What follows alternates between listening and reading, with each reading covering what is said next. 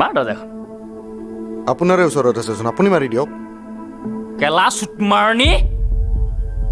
এখেত আমাৰ চিনিয়ৰ ভালকে কোৱা আকৌ গালি পাৰি কথা নক'ব মই যাওঁ ঐ কেলা লেওৰা বহ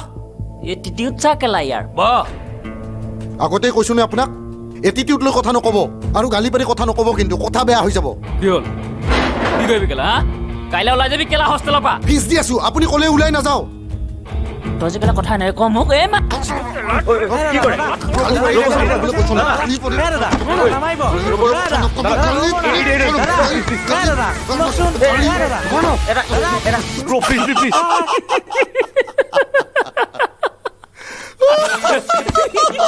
ঐ কেলা গামোচা খোল খাই গৈছে বে ভাল মোৰ